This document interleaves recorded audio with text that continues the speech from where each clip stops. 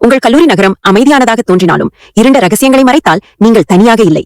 Idaho வழக்கு அந்த பாதுகாப்பு உணர்வை உடைத்தது. என்ன நடந்தது என்பது இங்கே. நவம்பர் 2020 இடாஹோ பல்கலைக்கழக மாணவர்கள் 4 பேர், கெய்லி கோன்கால்வ்ஸ், மேடிசன் மோகன், சானா கெர்னோடில் மற்றும் ஈதன் சாபின், மாஸ்கோ, இடாஹோவில் உள்ள அவர்களின் வளாகத்திற்கு வெளியே உள்ள வீட்டில் கொடூரமாக கொலை செய்யப்பட்டனர். கொலைகள் சீரற்றதாகவும் அர்த்தமற்றதாகவும் தோன்றின. சிறிய கல்லூரி நகரத்திற்கு அப்பால் அதிர்ச்சி அலைகளை அனுப்பின.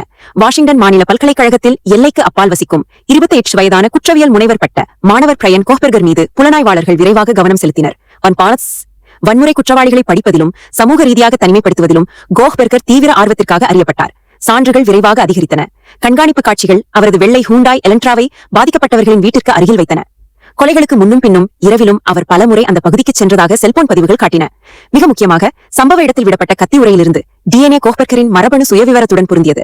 கொலைகளுக்கு 1 மாதத்திற்கு பிறகு பென்சில்வேனியாவில் உள்ள அவரது பெற்றோர் வீட்டில் போலீசார் அவரை கைது செய்தனர்.